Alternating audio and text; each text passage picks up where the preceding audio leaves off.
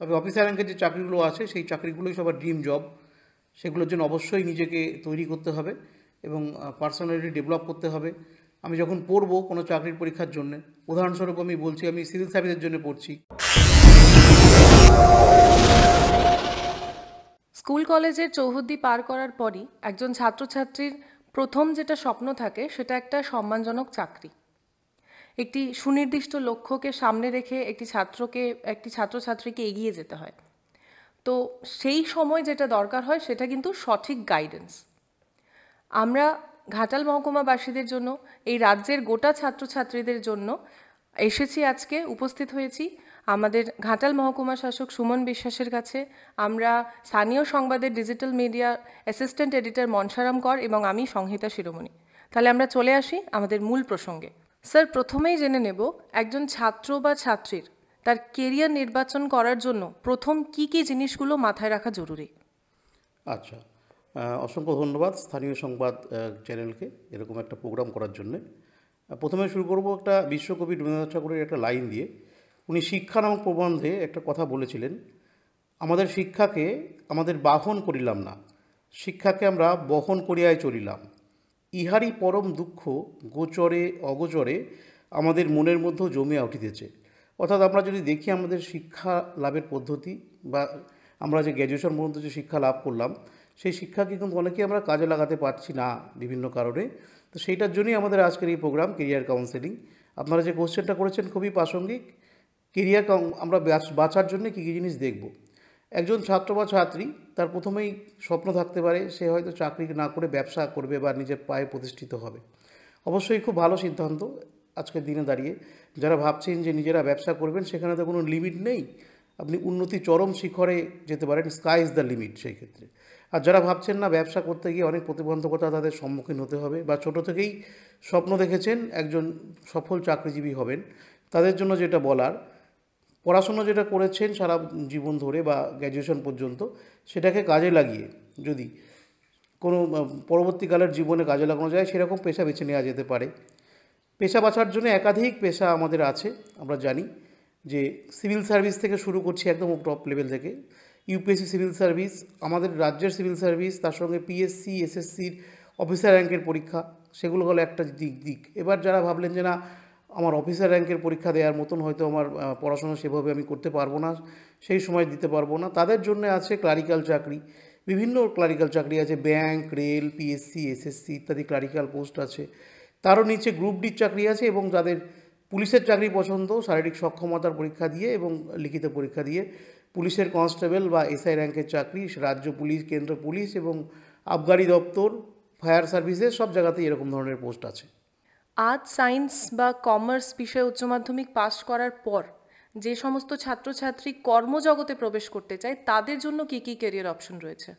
আচ্ছা, প্রথমে স্নাতক হওয়ার পরে স্কুল সার্ভিস কমিশনের পরীক্ষা যেমন রয়েছে সেগুলো সাবজেক্ট ভিত্তিকই আছে, আর্টস, সায়েন্স, কমার্স। এর পাশাপাশি যে কোনো ছাত্র যে কোনো বিষয়ে যদি গ্র্যাজুয়েশন করেন তাহলে কিন্তু তিনি সিভিল সার্ভিস পরীক্ষায় যেমন বসতে পারছেন। অর্থাৎ এখানে কিন্তু কোনো রকমই ডিভিশন করার নেই যে আর্টসের ছেলেরা বসতে পারবে না, শুধুমাত্র সায়েন্সের ছেলেরা বসতে পারবে, এরকম কোনো ডিভিশন নেই। ইউপিএসসি সিভিল সার্ভিস এবং রাজ্যের সিভিল সার্ভিস পরীক্ষা, তার সঙ্গে সঙ্গে যেগুলো অফিসার র্যাঙ্কের পরীক্ষা আছে অর্থাৎ পিএসসি এসএসসি ইত্যাদির অফিসার র্যাঙ্কের পরীক্ষা, সমস্ত পরীক্ষাতেই তিনি বসতে পারবেন স্নাতক হওয়ার পরে। আর একজন স্নাতক যিনি হয়েছেন তিনি অবশ্যই মাধ্যমিক, উচ্চ মাধ্যমিক পাশ করে এসেছেন।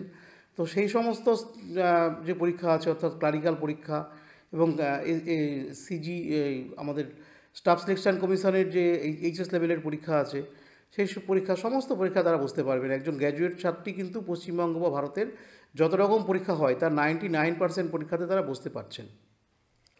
স্যার, আমরা জানি অনেক ছাত্রছাত্রী ওপেন স্কুল বা ওপেন ইউনিভার্সিটি থেকে ডিগ্রি গ্রহণ করে, তো সেই ডিগ্রিগুলো কি এইসব পরীক্ষার ক্ষেত্রে গ্রহণযোগ্য? হ্যাঁ, অবশ্যই গ্রহণযোগ্য। ওপেন ইউনিভার্সিটি বা ওপেন স্কুল, যে সমস্ত ওপেন ইউনিভার্সিটি বা open school university grant commission UGC দ্বারা স্বীকৃত, সেই সমস্ত ওপেন স্কুল এবং ওপেন ইউনিভার্সিটি কিন্তু অবশ্যই তারা যেখান থেকে গ্র্যাজুয়েশন করছেন বা মাধ্যমিক পাস করছেন অবশ্যই গ্রহণযোগ্য। যেমন বলি পশ্চিমবঙ্গের ক্ষেত্রে রবীন্দ্র মুক্ত বিদ্যালয় থেকে যারা মাধ্যমিক বা এইচএস পাস করছেন তারা কিন্তু সমস্ত কেন্দ্র এবং রাজ্য সরকারের যা যা পরীক্ষা হয় ক্লারিক্যাল নিয়োগের সেই পরীক্ষা তারা বসতে পারবেন। এবং যারা পশ্চিমবঙ্গের নেতাজি ওপেন ইউনিভার্সিটি অথবা ইগনু অর্থাৎ আমাদের Indira Gandhi national open university, এই দুটো ইউনিভার্সিটির সঙ্গে সঙ্গে আরও কতগুলি ইউনিভার্সিটি আছে ওপেন ইউনিভার্সিটি, তার থেকে যদি পাস করেন এবং সেই ইউনিভার্সিটি বা যদি ইউজিসি স্বীকৃত হয়, আমি যে দুটোর নাম বললাম সে দুটো ইউজিসি স্বীকৃত, এর বাইরেও অনেক ওপেন ইউনিভার্সিটি আছে, যেগুলি একবার একটু চেক করে দেখে নেবেন আপনারা ছাত্রছাত্রীরা যে আপনার ইউনিভার্সিটিটা ইউজিসি স্বীকৃত কিনা। যদি ইউজিসি স্বীকৃত হয় তাহলে কিন্তু আপনি আপনার ওই ডিগ্রি বা স্নাতকোত্তর ডিগ্রি দিয়ে কিন্তু যে কোনো পরীক্ষা, ইউপিএসসি, সিভিল সার্ভিস, ক্লারিক্যাল পরীক্ষা, যা পরীক্ষাগুলোর নাম আমরা করলাম, সিজিএল, সমস্ত পরীক্ষা আপনি বসতে পারবেন। স্যার, আপনি যে পরীক্ষাগুলো কম্পিটিটিভ এক্সামসগুলো বললেন, CGL, CHSL, SSC, RRB, NTPC, তারপর হচ্ছে যে আবগারি পুলিশ কনস্টেবল, এই পরীক্ষাগুলো কিন্তু এখন ক্যান্ডিডেটদের মধ্যে খুবই জনপ্রিয়। তো এই পরীক্ষাগুলোর ব্যাপারে যদি একটু বিস্তারিত বলেন। আচ্ছা, যে পরীক্ষাগুলোর নাম আপনারা বললেন সেই পরীক্ষাগুলো কিন্তু সত্যিই বেশ জনপ্রিয় ছাত্রদের মধ্যে। আমরা যদি দেখি যে স্টাফ সিলেকশন কমিশন তার যে পরীক্ষাগুলো আছে অর্থাৎ সিজিএল, সিএইচএসএল এবং এমটিএস, এই তিনটে পরীক্ষা তারা নিয়ে থাকেন। সেই পরীক্ষাগুলোর ক্ষেত্রে হচ্ছে সিজিএলটা গ্র্যাজুয়েশন স্তরের পরীক্ষা, অর্থাৎ গ্র্যাজুয়েট ছেলেমেয়েরা দিতে পারেন, আর বাকি যে সিএইচএসএল যেটা বললেন সেটা হচ্ছে এইচএস লেভেলের পরীক্ষা, এবং আরও কিছু পরীক্ষা আছে, এই মাল্টিটাস্কিং স্টাফের পরীক্ষা আছে যেগুলো মাধ্যমিক পরীক্ষার যোগ্যতাতেও আছে অথবা এরকম ধরনের কোনো যোগ্যতাতে আছে। তো এই পরীক্ষাগুলোর বিভিন্ন টায়ার থাকে, একদম প্রিলিমিনারি স্টেজে টায়ার 1, তারপর সেটা ক্লিয়ার করলে টায়ার 2, টায়ার 3 এবং টায়ার 4 কোনো কোনো পরীক্ষাতে আছে। তো কী কী আছে একটু সংক্ষেপে বলে দেওয়া যেতে পারে এইসব পরীক্ষাতে। সাধারণত কোয়ান্টিটেটিভ অ্যাপটিটিউড থাকে, ম্যাথ থাকে, আর জিএ থাকে অর্থাৎ জেনারেল অ্যাওয়ারনেস থাকে, এবং ইংলিশ থাকে। এই চারটে জিনিস এইসব পরীক্ষাগুলোর মধ্যে সবগুলোর মধ্যেই আছে এসএসসি, এবং এই ক্ষেত্রে কিন্তু শেষে একটা টাইপ টেস্ট দিতে হয়। তো সেটা মনে রাখতে হবে যে ক্লারিক্যাল পরীক্ষা যেগুলো আছে এবং সিজিএলেরও কতগুলো চ্যাপ্টার আছে, কতগুলো পোস্ট আছে, যে পোস্টের জন্য টাইপ টেস্ট দিতে হয়। তো ছেলেমেয়েদের 30টা ওয়ার্ড টাইপ করে দেখাতে হয় ইংরাজিতে, এবং এটা হিন্দিতে হলে একটু কম, 15টা ওয়ার্ড টাইপ করতে হয়। তো এই জন্য কিন্তু কম্পিউটার শেখাটাও দরকার, এবং এখনকার দিনে দেখা যাচ্ছে বেশ কিছু পরীক্ষা কিন্তু প্রিলিমিনারি পরীক্ষা কম্পিউটার মোডে হয়, অনলাইন মোডে হয়, তার জন্য কম্পিউটার জানা দরকার। এবার আমি আসি আরআরবি অর্থাৎ রেলওয়ে রিক্রুটমেন্ট বোর্ডের কথায়। আপনারা বলেছেন এনটিপিসি পরীক্ষা হয়, নন টেকনিক্যাল পোস্ট যেগুলো আছে সেই পরীক্ষাগুলোর যোগ্যতাও কিন্তু মাধ্যমিক বা সমতুল্য যোগ্যতা, এবং সেইখানেও ওই পরীক্ষার মধ্যে যে কোশ্চেন যেগুলো আসে সেই কোশ্চেনগুলো কিন্তু মূলত এই সেগমেন্ট থেকেই আসে, যে ইংরাজি, অঙ্ক, জেনারেল অ্যাওয়ারনেস আর জেনারেল ইন্টেলিজেন্সি, তার মধ্যে থেকেই মূলত সমস্ত কোশ্চেন আসে এবং শেষে টাইপ টেস্টও দিতে হয়। এর পাশাপাশি আমাদের ব্যাংকিং সার্ভিস কমিশন আছে, ব্যাংকের ক্ষেত্রে আইবিপিএসের ক্লার্ক এক্সামিনেশন থাকে, সেখানেও অনেকটা একই ধরনের সিলেবাস থাকে, জিএ, জেনারেল ইন্টেলিজেন্সি, ম্যাথ, রিজনিং এবং অঙ্ক। সেক্ষেত্রেও একই রকমের কোশ্চেন হয় এবং পরবর্তীকালে কম্পিউটার টেস্ট বা ইত্যাদি থাকে। আর যে পরীক্ষাগুলো বলেছেন, পশ্চিমবঙ্গ রাজ্য সরকারের পুলিশের চাকরি এবং কনস্টেবলের চাকরি, তার সঙ্গে সঙ্গে ফায়ার সার্ভিসেস, আবগারি দপ্তর ইত্যাদির ক্ষেত্রেও কিন্তু এই ধরনের কনস্টেবল নিয়োগ হয় বা অফিসার নিয়োগ হয়।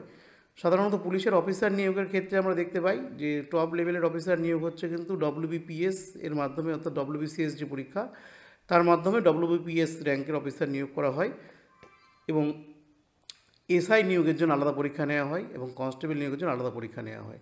এসআই নিয়োগের ক্ষেত্রে গ্র্যাজুয়েশন থাকে এবং যোগ্যতা, এবং কনস্টেবল নিয়োগের ক্ষেত্রে মাধ্যমিক যোগ্যতা থাকে। এই ক্ষেত্রে কিন্তু প্রথমে একটা প্রিলিমিনারি টেস্ট হয়, সেখানে কনস্টেবল নিয়োগের ক্ষেত্রে বাংলা এবং জেনারেল অ্যাওয়ারনেস সেই বিষয়ে কোশ্চেন থাকে। তারপর যারা ওই পরীক্ষায় উত্তীর্ণ হন তাদের ফিজিক্যাল ফিটনেস এবং ফিজিক্যাল মাপজোক, শারীরিক মাপজোক, তার পরীক্ষা নেওয়া হয় এবং সর্বশেষে ইন্টারভিউ হয়। তাই সেই ভিত্তিতেই কিন্তু প্যানেল তৈরি হয়।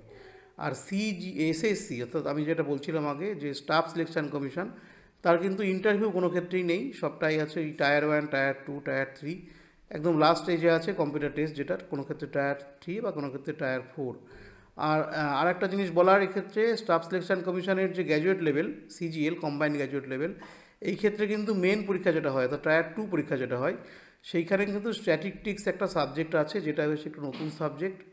এখানে ডেটা ওরিয়েন্টেড কোশ্চেন থাকে, ডেটা অ্যানালিসিস ওরিয়েন্টেড কোশ্চেন থাকে। যারা এই চাকরির জন্য পড়াশোনা করছো তাদের জন্য যেটা বলার, এই চাকরির জন্য স্পেসিফিক কিছু বাজারের বই কিনতে পাওয়া যায়, বা পাঠ্য বই যেগুলো আছে এনসিইআরটির ক্লাস 10 লেভেলের বই, সেই সমস্ত বইগুলো ফলো করা যেতে পারে। এই এক্সামের নোটিফিকেশনগুলো স্যার কোথা থেকে জানতে পারবো? খুব প্রাসঙ্গিক প্রশ্ন। নোটিফিকেশান আমরা যে পরীক্ষাগুলোর কথা বললাম তাদের কিন্তু একটা দপ্তর নিয়োগ করে, যেমন প্রথমে যদি বলি আমি যে স্টাফ সিলেকশন কমিশন, তার একটা ওয়েবসাইট আছে। এছাড়া আপনারা বললেন যে রেলের পরীক্ষা, আরআরবি রেলওয়ে রিক্রুটমেন্ট বোর্ড, তার ওয়েবসাইট আছে। এর সঙ্গে সঙ্গে আমরা আরও পরীক্ষার কথা বলেছি, যেমন পাবলিক সার্ভিস কমিশন, পশ্চিমবঙ্গের পাবলিক সার্ভিস কমিশন, তার ওয়েবসাইট আলাদা আছে। এবং ইউপিএসসির পরীক্ষার কথা আমরা বলেছি, তারও ওয়েবসাইট আছে। পাশাপাশি আইবিপিএস ব্যাংকের পরীক্ষা নিয়োগ করে, তাদের ওয়েবসাইট আছে। প্রত্যেকটা ওয়েবসাইটেই কিন্তু এখন ফর্ম ফিল আপ করা যায় প্রত্যেকটা পরীক্ষার জন্য অনলাইন মোডে।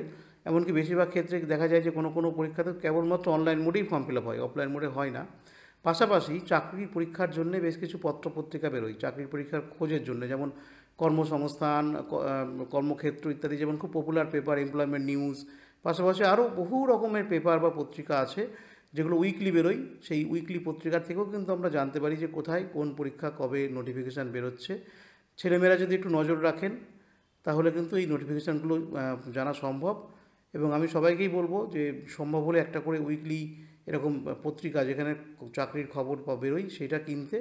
তাছাড়া যে ওয়েবসাইটগুলোর কথা বললাম যেগুলো খুব পপুলার, যারা নিয়োগ করে থাকেন, যেমন staff selection commission, Paschimbanga public service commission, railway recruitment board, IBPS ব্যাংকের ক্ষেত্রে, পুলিশের ক্ষেত্রে পুলিশের ওয়েবসাইট, এগুলো একটু ফলো করতে হবে।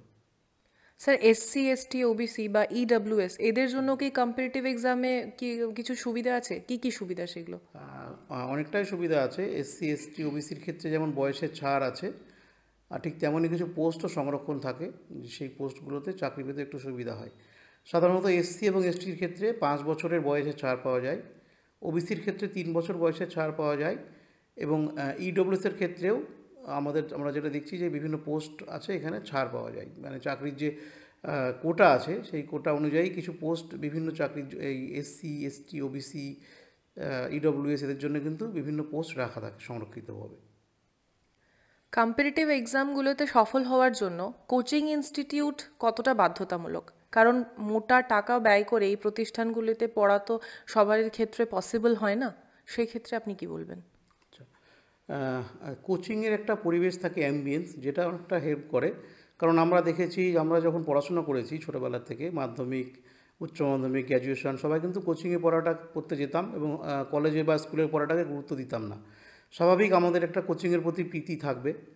তো এই ক্ষেত্রে আমি বলবো যে দেখো, এখন আর কিন্তু তোমাকে যে খুঁচিয়ে খুঁচিয়ে পড়াতে হবে এরকম ব্যাপারটা নেই। কারণ এটা একটা ভাস্ট সমুদ্রের মধ্যে তুমি পড়েছো, প্রচুর পরীক্ষার্থী আছে এখানে, যে টিচার যদি পড়া দেয় তবে আমি পড়বো, এই ভাবনাটা কিন্তু রাখলে হবে না। তোমাকে সিলেবাস ধরে নিজেকে পড়তে হবে এবং পড়ে শেষ করতে হবে, প্র্যাকটিস করতে হবে। 1 লক্ষ লোক পরীক্ষা দিলে হয়তো 10টা পোস্ট আছে, সেরকমভাবে তোমাকে তৈরি করতে হবে। এর জন্য কিন্তু কোচিংয়ে ক্লাসের যে খোঁচা দেয়া, এটার উপরে তুমি তাকিয়ে থাকবে সেটা কিন্তু নয়, নিজেকে তৈরি হতে হবে। হ্যাঁ, কোচিংয়ে তুমি এক্সাম দিতে পারো, কোচিংয়ের যে পরীক্ষাগুলো হয় সেইখানে দেখতে পারো যে কোচিংয়ে 100 জন পরীক্ষা দিচ্ছে, তার মধ্যে তুমি কেমন জায়গাতে আছো সেইটা টেস্ট করতে জন্য কোচিং অবশ্যই দরকার। কিন্তু তাই বলে যে কোচিং ছাড়া হবে না এরকম কিন্তু নয়। যে কোনো পরীক্ষার যখন রেজাল্ট বেরোয় দেখা যায় যে 50% বা তার বেশি ছাত্র কিন্তু বাইরের থেকে বা উইদাউট এনি কোচিং তারা চাকরি পাচ্ছে।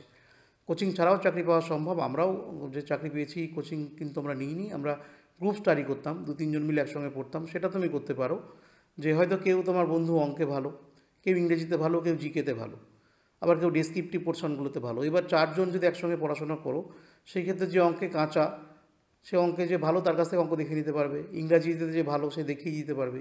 এই হেল্পটা কিন্তু গ্রুপ স্টাডিতে করা সম্ভব।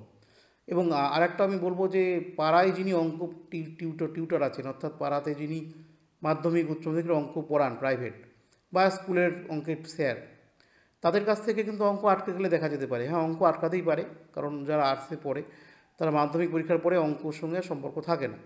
কিন্তু এইখানে এসে নতুন করে অঙ্ক করতে হচ্ছে চাকরির পরীক্ষার জন্য, অঙ্ক বা রিজনিং যদি আটকে যায়, আমার মনে হয় এইচএস লেভেল বা মাধ্যমিক লেভেলে যারা টিউশনই করে অঙ্কের, তারা অনেক ভালো অঙ্ক দেখিয়ে দিতে পারবে। একইভাবে ইংরাজি অনেকে দুর্বলতা থাকে, আমাদের দুটো জিনিসই দুর্বলতা বাঙালিদের, অঙ্ক ইংরাজি, যে দুটো কিন্তু সবচেয়ে বেশি দরকার। চাকরির পরীক্ষাতে দুটো জিনিস লাগে, ইংরাজি এবং অঙ্ক। এই দুটো জানলে বাকিটা তৈরি করে নেওয়া যায়। তো যাদের ইংরেজিতে দুর্বলতা আছে তাদের জন্য আমি বলবো যে পাড়ায় মাধ্যমিক বা এইচএসের ইংরেজি যিনি পড়ান, টিউশন পড়ান বা স্কুলের স্যার, তাদের কাছ থেকে ইংরেজি অঙ্কের ইংরাজির যে গ্রামার ইত্যাদি কিন্তু একটু দেখে নেওয়া যেতে পারে। এটা করলে অনেকটা হেল্প হবে। কোচিংয়ের ওই মোটা টাকা গোনার কোনো প্রয়োজন মনে হয় নেই। কিছু ভালো বই পাওয়া যায়, প্র্যাকটিস সেট পাওয়া যায়, সেগুলো নিজেরা যদি বাড়িতে বসে প্র্যাকটিস করো, গ্রুপ স্টাডি করো, তাহলে কোচিং না নিলেও হবে। স্যার, কোচিংয়ের প্রসঙ্গে বলি, সরকারিভাবে কি কোচিং দেওয়ার কোনো ব্যবস্থা এরকম কিছু আছে?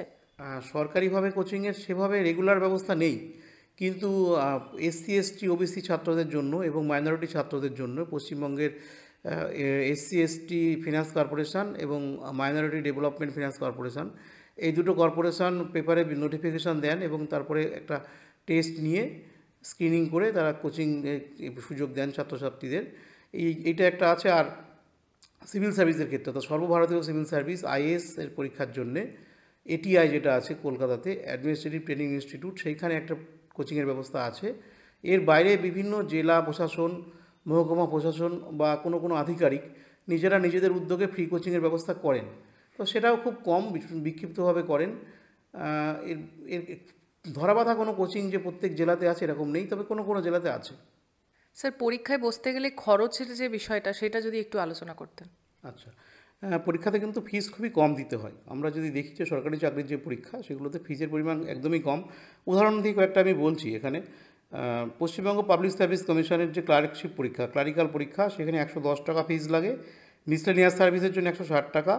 ডব্লিউবিসিএস পরীক্ষার ফি, অর্থাৎ যেটা সর্বোচ্চ পরীক্ষা ওয়েস্ট বেঙ্গল গভর্নমেন্টের, তার ফি 200 টাকা। কেন্দ্রীয় স্টাফ সিলেকশন কমিশনের সিজিএল, এমটিএস, এগুলোর ফি 100 টাকা করে। ব্যাংক এবং রেলের ফি একটু বেশি হয়, কারণ এখানে পরীক্ষাটা অনলাইন মোডে হয়। সেই ক্ষেত্রে ব্যাংক পিওর জন্য 850 টাকা, আর আরআরবির জন্যে 500 টাকা ফিজ নেওয়া হয়। এক্ষেত্রে কিন্তু ছাড় আছে ফিজের। এসসি এসটিদের ক্ষেত্রে কোনো ফিজ লাগে না।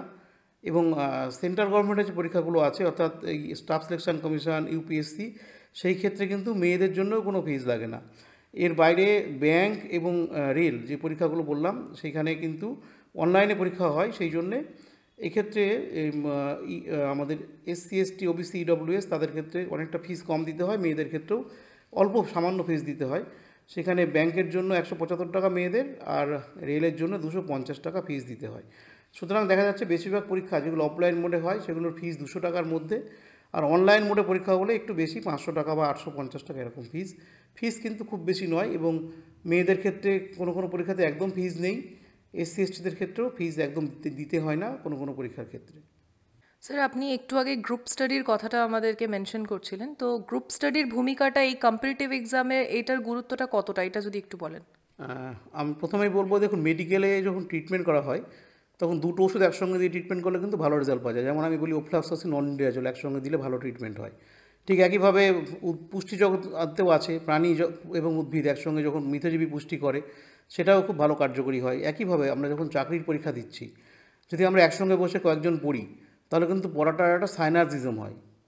তো সম্মিলিতভাবে পড়লে অনেকটা ভালো হয়। কারণ আমি আগেই বলেছি যে কেউ হয়তো অঙ্কে ভালো, কেউ ইংরেজিতে ভালো, আবার কেউ হয়তো ডেসক্রিপটিভ লিখতে ভালো পারে, বা কারোর খুব জিকেতে খুব ভালো। তো এই চারজন যদি একসঙ্গে পড়ে, তো যে অঙ্কে ভালো সে বাকিদের অঙ্ক দেখিয়ে দিতে পারবে, যে ইংরেজিতে ভালো সে বাকিদের ইংরেজিটা আটকে গেলে বলে দিতে পারবে, আর যে জিকেতে ভালো সে বাকিদের জিকের নলেজটাকে ভালো করতে পারে, বা যে ভালো লিখতে পারে ডেসক্রিপটিভ, সে অন্যদের খাতাগুলো চেক করে দিতে পারে।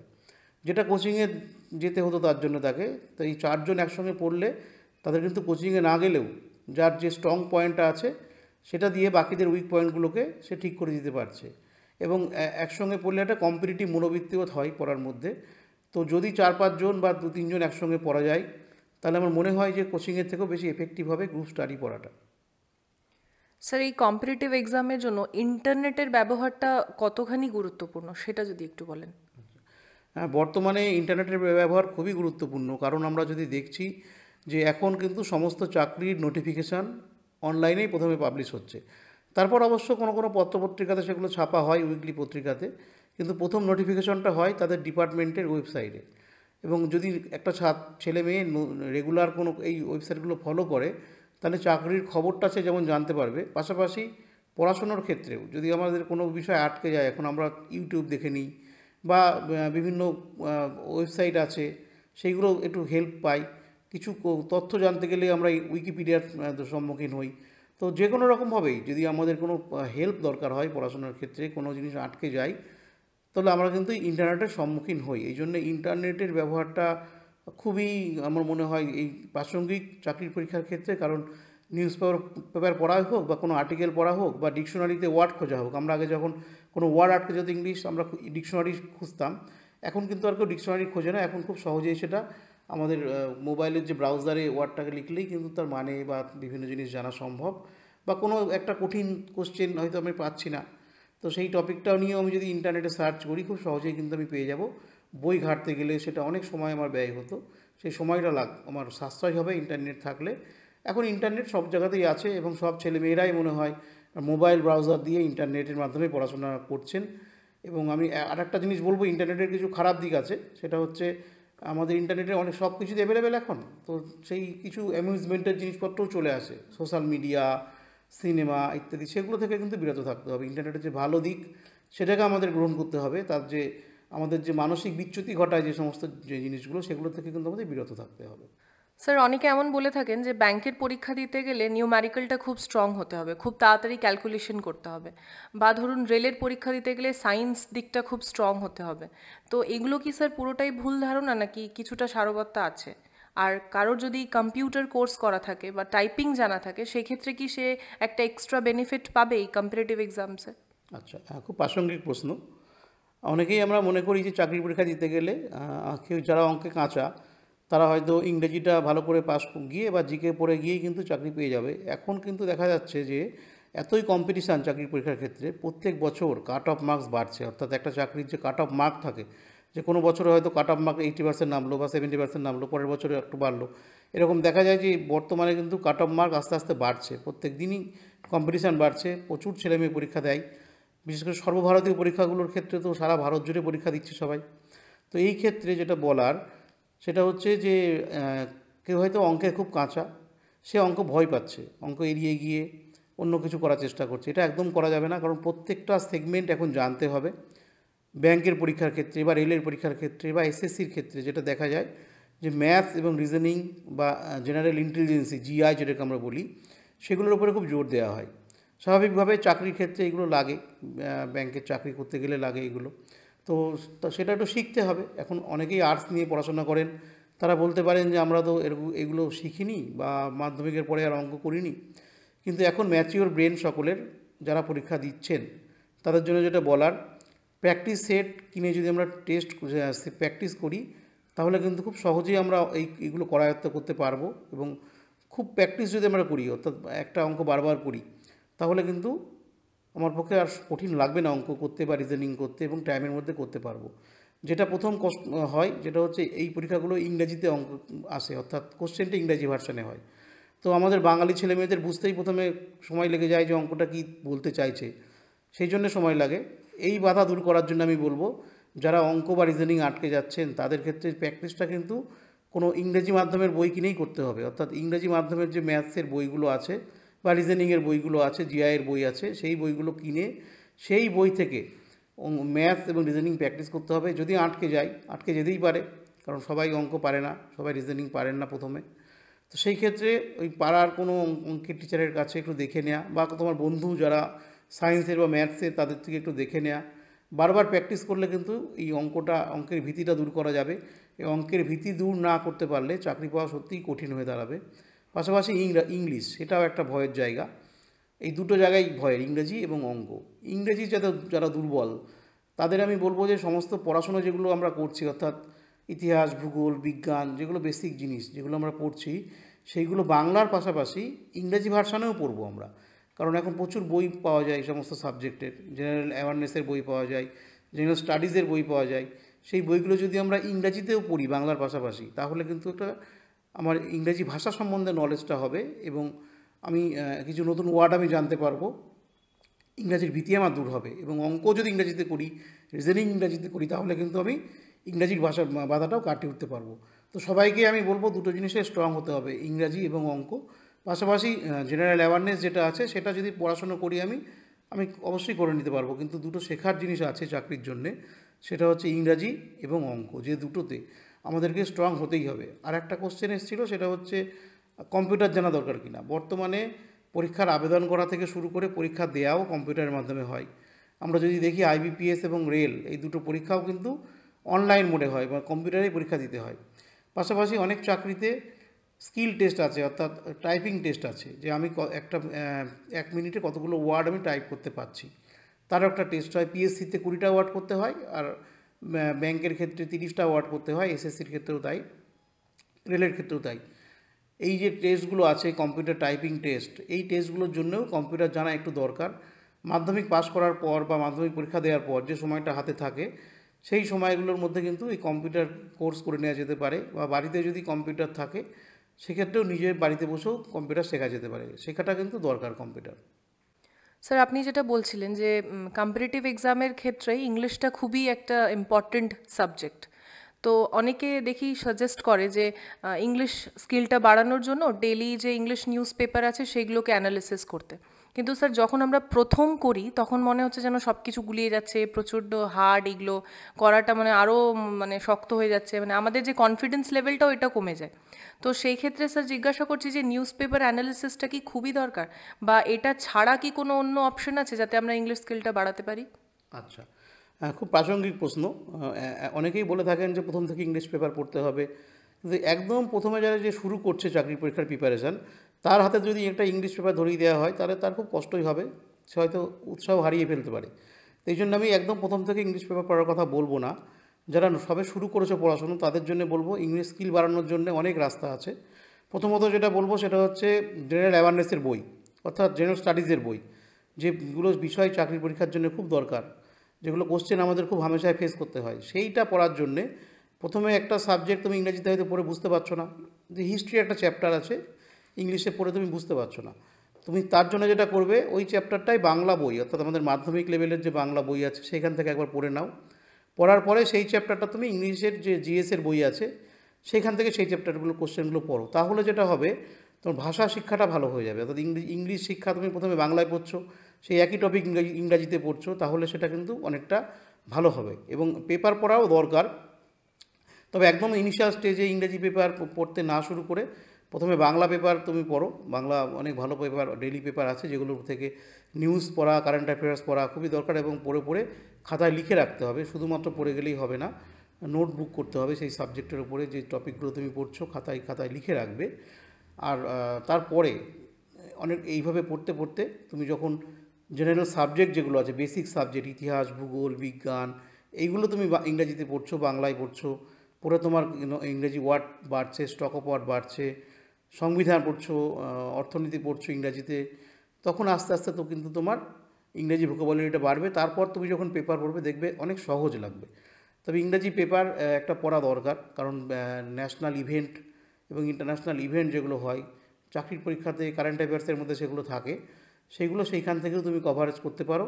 আর পাশাপাশি যারা ডেইলি পড়তে পারছো না, ইংরেজি পেপার সময় পাচ্ছ না, তাদের জন্য বলার সেটা হচ্ছে মান্থলি ম্যাগাজিন একটা বেরোয়, বিভিন্ন ম্যাগাজিন বেরোয় ইংরেজি বাংলাতে।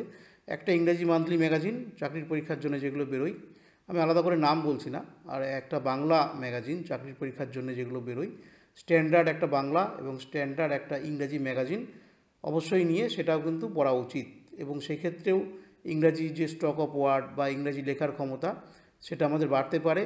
আর ডেসক্রিপটিভ ইংরাজি লেখার জন্যে আর একটা ভালো ওয়ে আছে, সেটা হচ্ছে বিভিন্ন পত্রপত্রিকাতে বা বিভিন্ন প্রতিষ্ঠান এসে কন্টেস্ট বা রিপোর্ট লেখার কন্টেস্ট করে মাঝে মাঝে। তো যদি আমরা ইংরেজি এবং বাংলাতে, ডেসক্রিপটিভ তো একটা পোর্শন আছে চাকরির ক্ষেত্রে, ন্যাশনাল চাকরিগুলোর ক্ষেত্রে ইংরাজি, এবং আমাদের ওয়েস্ট বেঙ্গলের পরীক্ষাগুলোর ক্ষেত্রে ইংরাজি বাংলা দুটোই আসে। তো সেই স্কিল বাড়ানোর জন্য, লেখার ক্ষমতা বাড়ানোর জন্য এই এসে কন্টেস্টে যদি পার্টিসিপেট করো তাহলে কিন্তু তোমার লেখার ক্ষমতা বাড়বে এবং ভাষার উপরে দখলটাও বাড়বে। কম্পিটিটিভ পরীক্ষার যে প্রস্তুতিটা সেটা কখন থেকে শুরু করা উচিত? অনেকে বলেন যে অনার্সে না ভর্তি হয়ে পাশে ভর্তি হও, আর সেই সময়টা কম্পিটিটিভ এক্সামের জন্য দাও, কম্পিটিটিভ এক্সামের প্রিপারেশন নাও। আর যদি মাস্টার্স করা থাকে তাহলে সেই ক্ষেত্রে আমরা কম্পিটিটিভ এক্সামে কি কোনো সুবিধা পাবো? খুব প্রাসঙ্গিক প্রশ্ন। অনেকেই বলে থাকেন যে গ্র্যাজুয়েশনটা খুব লাইটলি করে তারপর চাকরির পরীক্ষার জন্য পড়াশোনা করার দিকে ঝুঁকে যেতে। তো আমি এটা বলবো না, কারণ যখন যে পড়াশুনো আমরা করছি, অর্থাৎ যখন আমি গ্র্যাজুয়েশন পড়ছি বা যখন এইচএস পড়ছি, যখন মাস্টার ডিগ্রি করছি, সেটা কিন্তু খুব ভালো করে করতে হবে।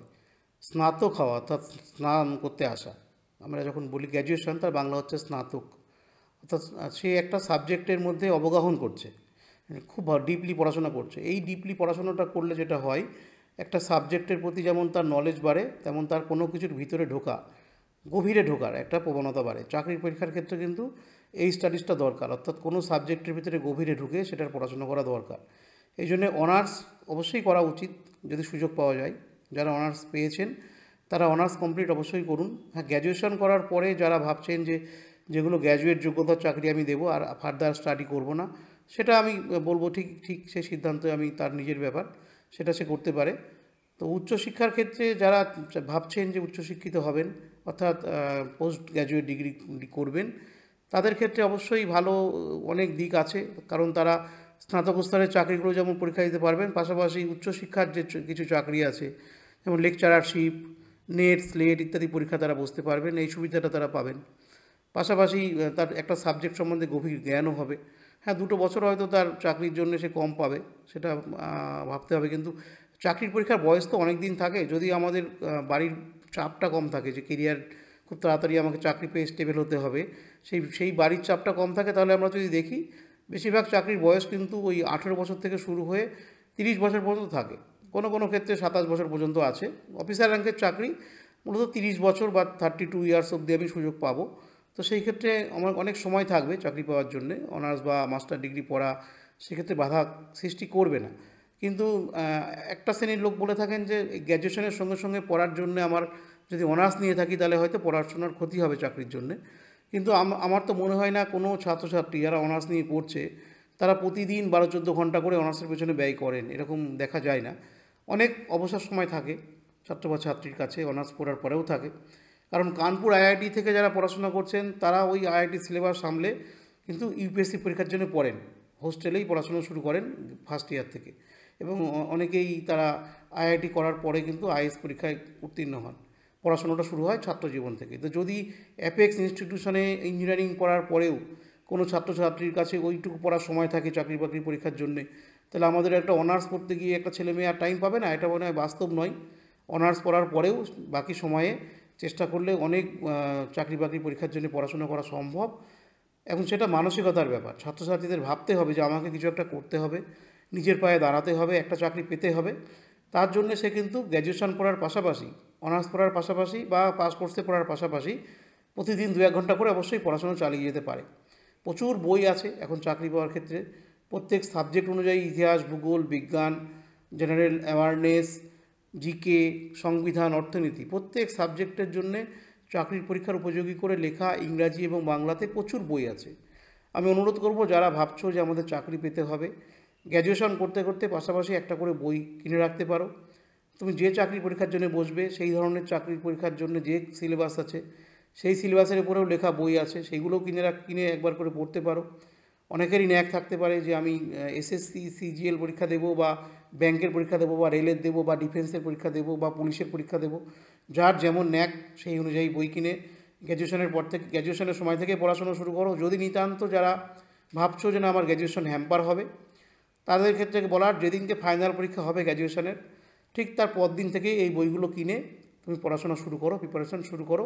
সময় কিন্তু একটা এমন রিসোর্স যেটা থেমে থাকে না, সেটা আমাদের নষ্ট হয়ে যায় বা বয়ে চলে যায়। বাকি রিসোর্স টাকা পয়সা তুমি জমিয়ে রাখতে পারবে, কিন্তু সময় কখনো জমানো যায় না। যেহেতু চাকরির পরীক্ষার একটা সময়ের বলা থাকে যে অমুক টাইমের মধ্যে পেতে হবে, আর আমরা দেখেছি যারা চাকরি বাকরি পান তারা মোটামুটি ওই 3-4 বছরের মধ্যেই পেয়ে যান। গ্র্যাজুয়েশন করার 3-4 বছরের মধ্যেই কিন্তু চাকরি পেয়ে যান। সেই জন্য যেটা বলার যে এই 3-4 বছর তোমার কাছে প্রাইম টাইম। গ্র্যাজুয়েশন করার ঠিক পর দিন থেকেই, অর্থাৎ পরীক্ষা দেওয়ার পর দিন থেকেই একদম কোমর বেঁধে লেগে পড়তে হবে। যে বইগুলো আছে সেই বইগুলো পড়ে নিজেকে একদম প্রিপেয়ার করতে হবে চাকরির জন্য। যারা উচ্চশিক্ষা লাভ করতে চায় তাদের কি ধরনের মানসিকতা রাখা উচিত? ধরুন স্নাতকোত্তর পাশ করে তারা অধ্যাপনা করতে চায় বা গবেষণামূলক কোনো কাজ করতে চায়, তাহলে তাদের কিভাবে এগোনো উচিত? এতক্ষণ আমরা যে চাকরিগুলোর কথা বললাম, অর্থাৎ এসএসসি, ব্যাংক, পিএসসি, রেল ইত্যাদি চাকরি, সেইগুলোর জন্য কিন্তু গ্র্যাজুয়েশনের কোনো মার্কসের কোনো নাম্বার লাগে না, অর্থাৎ পাস করলেই হবে। অনেকের ধারণা থাকে যে আমি নাম্বার কম পেয়েছি এইসব পরীক্ষাতে আমি বসতে পারবো না, ডব্লিউবিসিএস বসতে পারবো না, তা কিন্তু নয়। সিভিল সার্ভিস হোক বা যে কোনো পরীক্ষা হোক, সেখানে শুধুমাত্র পাস করলেই হবে, গ্র্যাজুয়েশন কমপ্লিট করলেই হবে। বা যেগুলো ক্লারিক্যাল চাকরি সেগুলো মাধ্যমিক বা উচ্চ মাধ্যমিক কমপ্লিট করলেই হবে, সেখানে কোনো নাম্বারের ব্যাপার নেই। কেউ যদি অনেক নাম্বার পেয়েছে বা কেউ কম পেয়েছে তা আলাদা করে কোনো নাম্বার ম্যাটার করে না। তুমি কতটা পড়াশুনো করে কতটা পরীক্ষা দিতে পারছো তার উপরেই নির্ভর করবে তোমার র্যাঙ্ক। এবং তারপরেই চাকরি।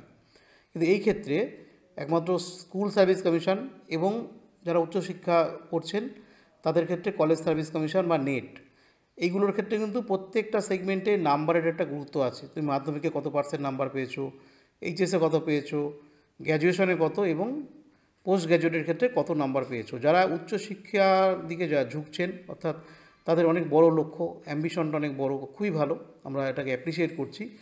তাদের ক্ষেত্রে কিন্তু প্রত্যেকটা সেগমেন্টে একটা ভালো পার্সেন্টেজ পেয়ে পাস করার চেষ্টা করতে হবে এবং সাবজেক্টের গভীরে ঢুকতে হবে, যাতে করে নেট পরীক্ষা যেটা হয় সর্বভারতীয় স্তরে, সেই ক্ষেত্রে ভালো স্কোর করা যায়। এক্ষেত্রে কিন্তু জ্ঞানের গভীরতাটাই আসল। তুমি গ্র্যাজুয়েশন বা পোস্ট গ্র্যাজুয়েশনের ক্ষেত্রে যে সাবজেক্টটা নিয়ে এগোচ্ছ সেটা কতটা গভীরভাবে তুমি আত্মস্থ করতে পারছো এবং নিজের জ্ঞানের ভাণ্ডার কতটা পূর্ণ করতে পারছো, তার উপরে নির্ভর করছে তোমার ভবিষ্যৎ জীবনের পথ চলা। যারা এরকম লক্ষ্য নিয়ে এগোচ্ছেন তাদেরকে আমরা ধন্যবাদ জানাবো এবং বলবো যে তাদের ক্ষেত্রে গ্র্যাজুয়েশন এবং পোস্ট গ্র্যাজুয়েশন কোনো দিকে না তাকিয়ে এই দুটোর নাম্বার খুব ভালো করে করতে হবে এবং সাবজেক্টের গভীরে ঢুকে জ্ঞান অর্জন করার চেষ্টা করতে হবে। স্যার, এখনকার যেটা বাজারে মানে কম্পিটিটিভ এক্সাম এখন খুবই টাফ, মানে চরম প্রতিযোগিতা যেটাকে বলে। তো সেখানে কিছু মিডিয়াম ক্যাটাগরি স্টুডেন্ট আছে, মানে মধ্যমানের ছাত্রছাত্রীরা, তারা তাদের কিভাবে এইটা থেকে এইটা কভার করবে তারা এই জায়গাটা? খুব ভালো প্রশ্ন এটা, খুব প্রাসঙ্গিক প্রশ্নও বটে। মানে অনেকেই মনে করেন যে যারা গ্র্যাজুয়েশনে অনেক নম্বর কম পেয়েছে বা মাধ্যমিক উচ্চ মাধ্যমিক স্তরে পড়ার সময় নম্বর অনেক কম পেয়েছে, তারা হয়তো খুব খারাপ ছাত্র, তারা চাকরি বাকরি পাবেন না, এরকম মন্তব্য অনেকে করে থাকেন। কিন্তু আমি দেখেছি নিজের অভিজ্ঞতা দিয়ে যে চাকরির যখন রেজাল্ট বেরোয় তখন দেখা যায় যারা অনেক ভালো ছাত্র, সারা জীবন স্টার পেয়ে এসছে বা আরও বেশি নাম্বার পেয়ে এসছে, খুব ভালো ছাত্র, তারা কিন্তু র্যাঙ্ক করতে পারলেন না। অথচ একটা আর্টস নিয়ে পড়া ছেলে, সে হয়তো সারা জীবন 40% বা 50% মার্কস পেয়েছে, সে সেখানে চাকরি পেয়ে গেল। এরকম হামেশাই দেখা যায়। আইএস পরীক্ষার ক্ষেত্রেও দেখা যায় একজন প্লেন গ্র্যাজুয়েট, তিনি বিএ পাস করেছেন, তিনি হয়তো আইএস অফিসার হলেন, অথচ একজন খুব মেরিটোরিয়াস ছাত্র ইঞ্জিনিয়ারিং পাস করেছেন, তিনি সুযোগ পেলেন না। এরকম কিন্তু দেখা যায় এবং এটা খুব বাস্তব চিত্র। চাকরির পরীক্ষার সঙ্গে আমাদের যে নর্মাল যে পড়াশুনো তার কিন্তু কোনো সম্পর্ক নেই। আমরা তিনটে জিনিস বলি এই ম্যানেজমেন্টের ভাষায়, KSA, তিনটে word, knowledge, skill and attitude. এই তিনটে জিনিস কিন্তু দরকার চাকরির জন্য। বারবার বলি আমরা, K for knowledge, S for skill and A for attitude. একজন ছাত্রের বা একজন প্রতিযোগীর নলেজ বেস কতটা সে তৈরি করতে পারছে, এটা কিন্তু সারা জীবনের পড়াশুনোর পরেও আমরা যখন আলাদা করে চাকরির জন্য পড়ি, সেই পড়াটা সে কতটা মনঃসংযোগ দিতে পারছে। আমরা জানি যে স্বামী বিবেকানন্দ যখন পড়তেন উনি কিন্তু একটা পাতা উল্টে যেতেন, পড়া হয়ে যেত। কারণটা কনসেন্ট্রেশন। তার কনসেন্ট্রেশন এমন জায়গায় তিনি দিতেন, মনঃসংযোগ এমন করতেন যে সমস্ত মনঃসংযোগটা তার ওই একটা বইয়ের পাতার মধ্যে তখন চলে আসতো। তো সেইভাবে যদি পড়াশোনা করা যায় তাহলে আমার মনে হয় যে একজন খুব মধ্যমেধার ছাত্রও যদি ভাবে যে আমাকে চাকরিটা পেতে হবে, যদি সে পাখির চোখ দেখতে পায় অর্জুনের মতন, মাছের চোখ দেখতে পায় তীর মারার জন্যে, তাহলে কিন্তু তাকে সেইভাবে পড়াশোনা সে করবে যে না, চাকরি পাওয়ার জন্যে আমাকে সবটা দিতে হবে, 100% দিতে হবে। তার নলেজ বেস সে বাড়িয়ে নেবে। এখানে মেধা কোনো অন্তরায় নয়। এবার একইভাবে স্কিল, কিছু স্কিল লাগে চাকরি পরীক্ষার জন্য। যেমন আমরা যখন পরীক্ষা দিচ্ছি তো গোল গোল করছি, পরীক্ষার হলে কনসেন্ট্রেশন রাখছি, বা আমি একটা অঙ্ক শিখছি, একটা রিজনিং শিখছি, সেটা একটা আমার স্কিল। আমি হয়তো মাধ্যমিকে অঙ্ক পারতাম না, এইচএসে তো অঙ্ক ছিল না, আমার আর্টসে পড়েছি। পরবর্তীকালে যখন আমি অঙ্ক প্র্যাকটিস করতে গিয়ে দেখছি যে না, আমার অঙ্কটা করতে ভালো লেগে যাচ্ছে। অবশ্যই অনেককে দেখেছি আমি আর্টসে পড়েছি, কিন্তু তারা চাকরির পরীক্ষার জন্য এত সুন্দর অঙ্ক রিজনিং প্র্যাকটিস করেছে যে কোনো সায়েন্সে ছেলেও ততটা করতে পারছে না। স্কিলটা সে ডেভেলপমেন্ট করতে পেরেছে। আর অ্যাটিটিউড, এইটা সবচেয়ে বেশি দরকার। প্রথমে যদি অ্যাটিটিউড আবার না ভালো হয়, অর্থাৎ আমি ভাবছি যে আমি চাকরি পাবো না, আমি তো, আমার থেকে অনেক ভালো ছাত্র আছে, তারা পায়নি, আমি কী করে পাবো, এরকম যদি অ্যাটিটিউড, নেগেটিভ অ্যাটিটিউড গ্রো করে, তাহলে কোনো চাকরি কিন্তু আমরা পেতে পারবো না। সবসময় আমাদের অ্যাটিটিউড পজিটিভ রাখতে হবে যে না, আমি যদি একজন চাকরি পাই এই পরীক্ষার মধ্যে, তাহলে সেটা আমি পাবো। 1 লক্ষ জন পরীক্ষা দিচ্ছে, যদি একজন পাই সেটা হবো আমি। এই অ্যাটিটিউড রেখে কিন্তু পড়াশোনা করতে হবে। আমার মনে হয় না যে কোনো ছাত্র খারাপ বা কোনো ছাত্র ভালো। হয়তো তার ব্রেনটাকে সে ইউজ করেনি বলেই সে খারাপ ছাত্র তাকে বলা হচ্ছে, কিন্তু বর্তমানে সে কম্পিটিটিভ পরীক্ষা পড়তে এসে দেয়ালে পিঠ থেকে যাওয়ার পরে সে ভেবেছে না, আমাকে আমার ব্রেনটাকে ইউজ করতে হবে।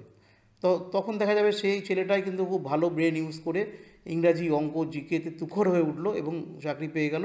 এর নজিরও কিন্তু বহু আছে। আপনারাও যদি দেখেন আপনাদের চারপাশে তাকিয়ে দেখতে পারবেন, একজন মধ্যমেধার ছাত্র সে কিন্তু খুব ভালো চাকরি বা একাধিক চাকরি পেয়ে যাচ্ছে। অথচ একজন ভালো ছাত্র সে হয়তো পড়াশোনা করছে না, নিজেকে সেভাবে তৈরি করতে পারছে না, তার জন্য সে চাকরি পরীক্ষা থেকে বঞ্চিত হচ্ছে। দুটোই কিন্তু চিত্র দেখা যায়। তবে কম্পিটিশান খুব হার্ড, যেটা আপনারা বলেছেন সেটা সত্যি বাস্তব।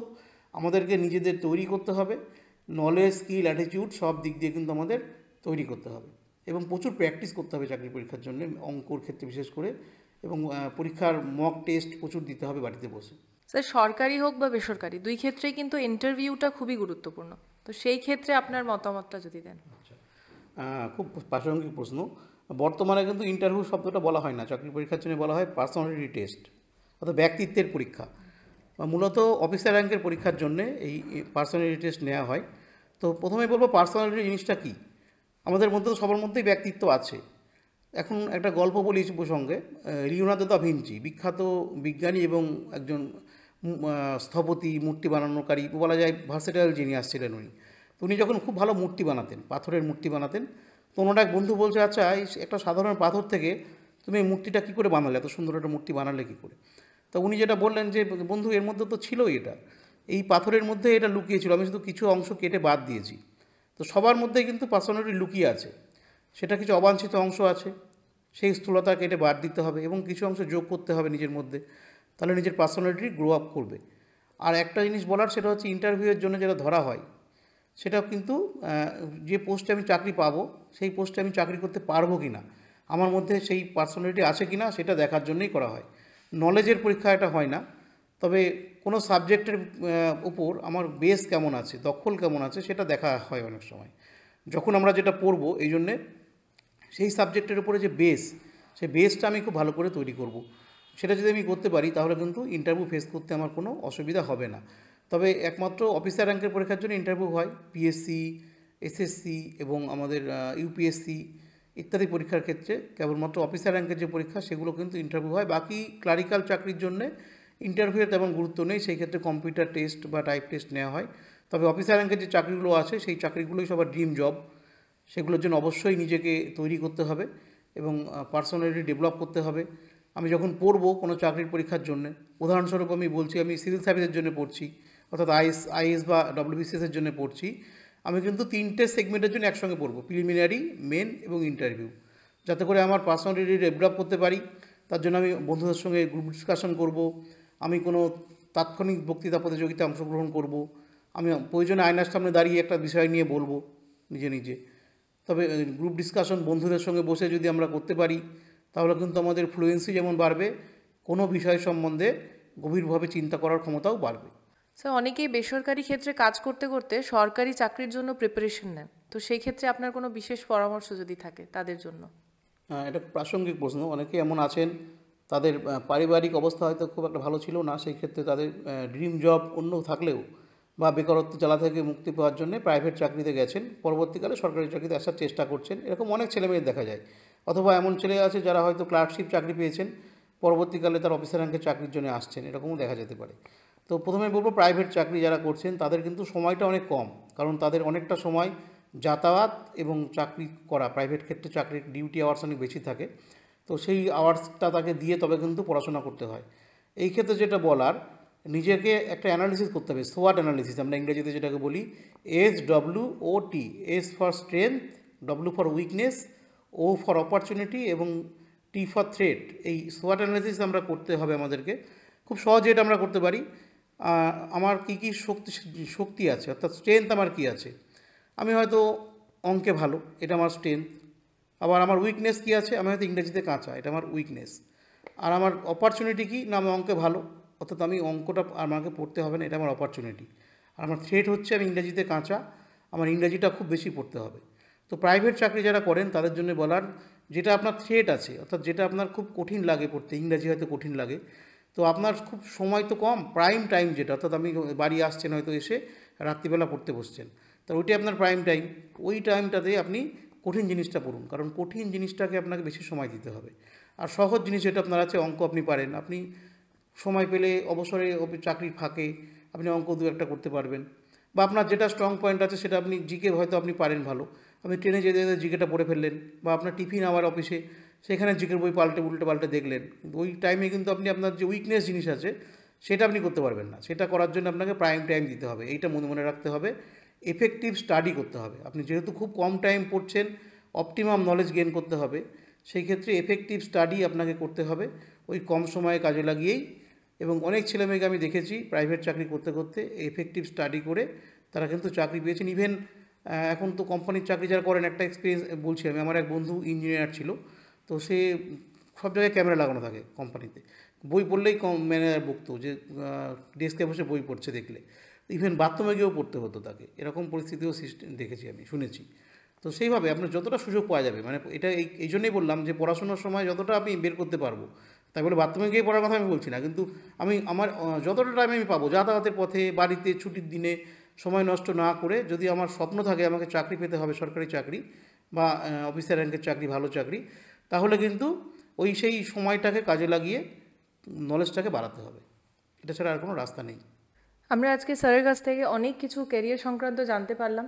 আশা করি সবারই খুবই কাজে লাগবে, স্পেশালি এখন যারা স্টুডেন্টস আছে তাদের। সর্বশেষে স্যার জিজ্ঞাসা করব আমাদের স্টুডেন্টসদের জন্য, আমাদের যারা শুনছেন তাদের জন্য আপনি কি গাইড করবেন? প্রথমে বলবো টাইম ম্যানেজমেন্ট, টাইমটাকে কাজে লাগানোর জন্যে এফেক্টিভ স্টাডি, অর্থাৎ আমি যেটুকু পড়বো সলিড সেটুকুই যেন পড়ে আমি পড়তে পারি, এবং ইকুইটেবল একটা স্টাডি, অর্থাৎ প্রত্যেক সাবজেক্ট আমরা যেগুলো পড়ছি, ইংরাজি, অঙ্ক, জিকে, জেনারেল অ্যাওয়ারনেস, সেগুলোর মধ্যে যেন একটা সামঞ্জস্য থাকে, যে আমি একটা জিনিস পড়ে যাচ্ছি ভালো লাগছে বলে তা নয়, প্রত্যেক সাবজেক্টের গুরুত্ব আলাদা করে আছে, সব সাবজেক্টে ইকুইটেবল স্টাডি করতে হবে। আর একটা জিনিস বলার, আমরা সকল যারা দেখছেন দর্শক তাদের জন্য বলবো কমেন্ট করতে, এখানে এই ভিডিওটার নিচে কমেন্ট করলে আমরা কিন্তু সেখানে উত্তর দিতে পারবো, যে আপনাদের যদি কোনো কোশ্চেন থাকে বা কোনো কনফিউশন থাকে, বা আমরা যদি কোনো ভুল কিছু বলে থাকি আজকের বলার মধ্যে, তার উপরে আপনারা অবশ্যই কমেন্ট করবেন, আমরা আমাদেরকেও শুধরে নেব, বা আপনাদের যদি কোনো কোশ্চেন থাকে স্পেসিফিক, সেই কোশ্চেনের উত্তর আমরা দেওয়ার চেষ্টা করব। এর বাইরে একটা জিনিস বলার, সেটা হচ্ছে আমরা কিন্তু ফিউচারে প্রত্যেকটা পরীক্ষা ধরে ধরে আলোচনা করতে আসবো, অর্থাৎ SSC CGL, SSC MTS, bank, railway, police ইত্যাদি যে পরীক্ষাগুলো আছে, সেই পরীক্ষার সিলেবাসের উপরে ডিটেল আলোচনা আমরা করব। আমরা এর আগে একটা ডব্লিউবিসিএস পরীক্ষার উপরে ডিটেল আলোচনা করেছিলাম, ঠিক সেইভাবেই আমরা প্রত্যেকটা সাবজেক্টের উপরে, প্রত্যেকটা পরীক্ষার উপরে আলাদা করে আলোচনা করব। সেগুলো আপনারা দেখবেন, আমাদের সঙ্গে থাকবেন, অবশ্যই কমেন্ট এবং লাইক করবেন, এবং আপনাদের কোশ্চেন থাকলে অবশ্যই জানাবেন। এখানেই আমরা আজকের আমাদের আলোচনা শেষ করছি। স্যারকে অসংখ্য ধন্যবাদ। কেরিয়ার সংক্রান্ত যে খুঁটিনাটি বিষয়গুলি স্যার তুলে ধরেছেন, আমরা আশা রাখছি আমাদের যারা ছাত্রছাত্রী আছে তারা নিশ্চয়ই তাদের সঠিক দিশা খুঁজে পাবেন। নমস্কার। ঘাটাল মহকুমার সমস্ত খবর সঙ্গে সঙ্গে পেতে আমাদের এই চ্যানেলটিকে সাবস্ক্রাইব করুন।